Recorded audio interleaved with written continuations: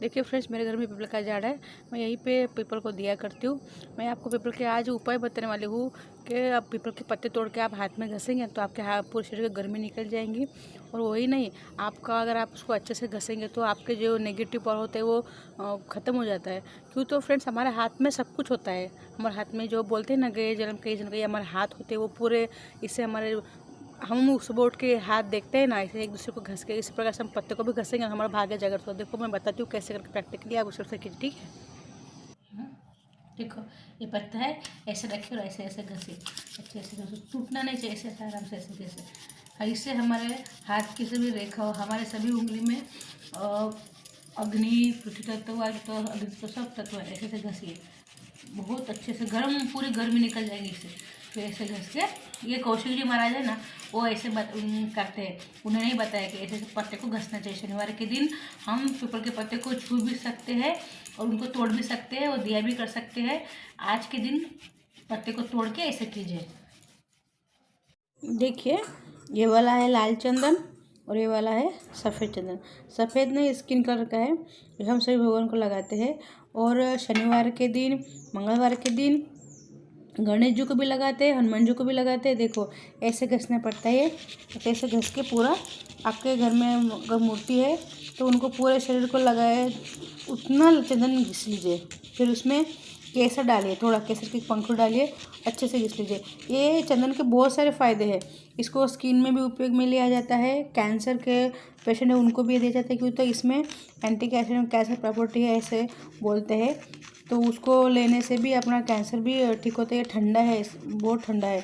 ये रक्त चंदन भी ठंडा है। तो आपको इसको, वो भी बहुत स्किन के लिए यूज़ होता है। इसमें जो क्रीम होती है उसमें डाला जाता है। हम इसका स्किन पैक में, मुँह के जो पैक बनाते हैं ना स्किन के लिए, वो फेस पैक में भी ये यूज़ होता है। इसके बहुत सारे फ़ायदे, भगवान को भी यूज़ होता है। ये गणेश जी को अति प्रिय है रक्त चंदन। अगर आप बुधवार को लगाएंगे तो गणेश जी बहुत प्रसन्न होंगे। लेकिन हम तो शनिवार को, मंगलवार को हनुमान जी को लगाते ही है। इसमें हम केसर डालेंगे।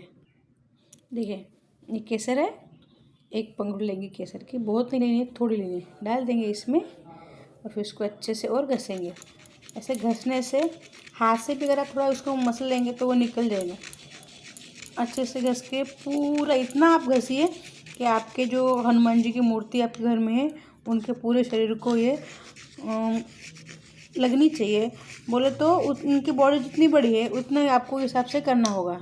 छोटे है हनुमान जी तो छोटे कम लगेगा, और बड़े हैं तो ज़्यादा लगेगा। देखो कितना, देख रहे हैं आप, कितना बहुत डार्क कलर होता है, ये कुमकुम जैसा होता है। देखो कितना सुंदर कलर आ गया है। ये हमको अभी हनुमान जी को पूरे बॉडी पे लगाना है। और देखो, बहुत लोग बोलते हैं कि लेडीज़ हनुमान जी की पूजा नहीं कर सकती। ऐसे नहीं है, हम उनको पिता के भाव में, और हम उनको पिता के भाव में पूजेंगे तो हमको कुछ पाप नहीं लगता है। लेकिन जो कुछ दिन होते हैं, जो हमारा शुद्धता के दिन होते हैं, जो तभी हमको उनको नहीं छूना है, उनको परछाई नहीं पड़ने। बाकी हम उनको छू सकते हैं, उनको माला भी पहना सकता है, हम उनकी सेवा भी कर सकते हैं, हम उनके 40 का पाठ कर सकते हैं। देखो, अभी हम इनको ये निकाल लेंगे मुकुट। पूरे शरीर को ऐसे ऐसे इनको अच्छे से लगाइए। और लगाते लगाते आप हनुमान चालीसा का पाठ कर सकते हैं, अगर आपको याद है तो। नहीं है तो आप ओम हन हनुमंते नमः ऐसे बोल के पाठ कीजिए। पूरे उनके शरीर को ऐसे ही लगाइए, धीरे धीरे लगाइए।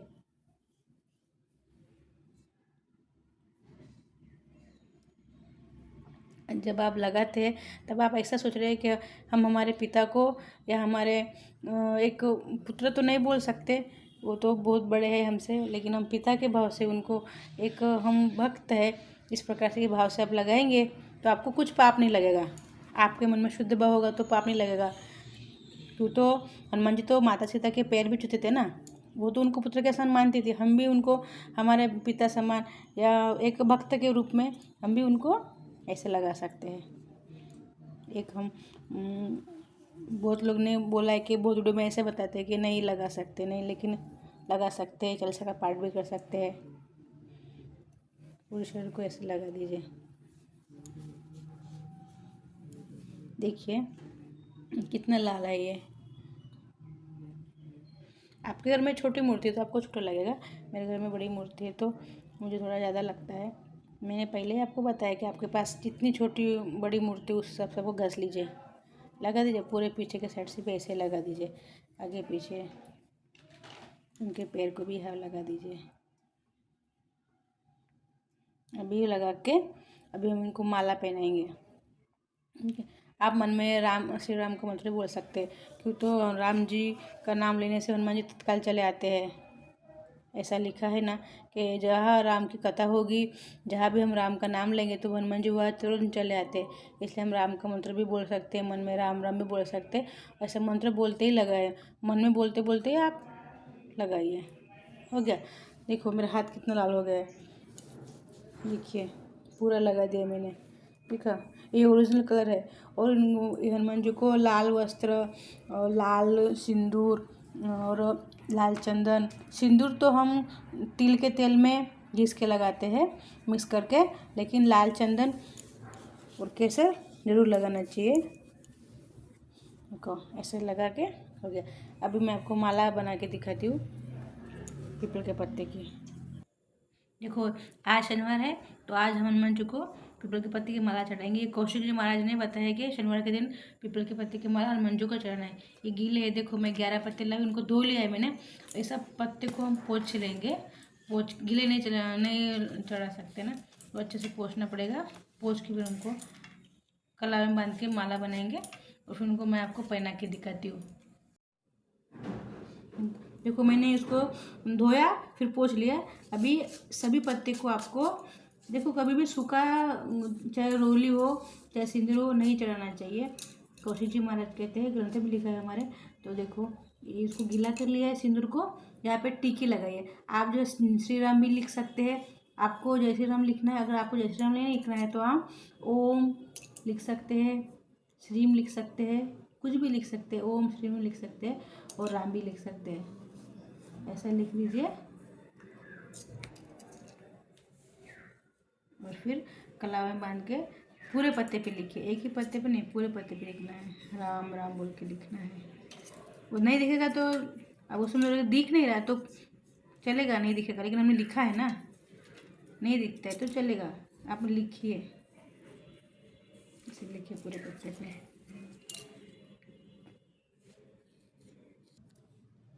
देखो इसको ऐसा गांठ मार के, देखो मैं आपको बताती हूँ मैंने पूरे पत्ते कैसे, देखो इसको ऐसे गांठ मार के बनाना है।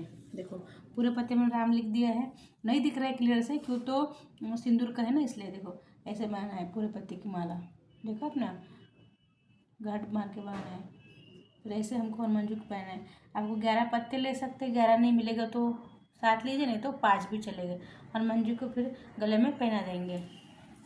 इस तरह से हनुमान जी को गले में बांध दीजिए पूरे पत्ते की माला, इस प्रकार से बांध के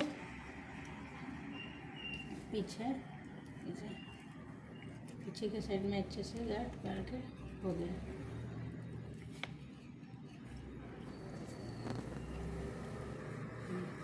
ऐसा इससे हनुमान जी बहुत प्रसन्न होते हैं, क्यों तो हनुमान जी को प्रसन्न होने से हमारे जो शनि ग्रह शनि ढैया है उसकी दशा अगर हमारे पर हो तो इससे समाप्त होती है। और आज ही के दिन हम शनिवार के दिन चमेली के तेल का दिया जलाते हैं हनुमान जी के लिए। देखिए ये चमेली का तेल है, इसी का दिया हम शनिवार को और मंगलवार को भी जलाते हैं।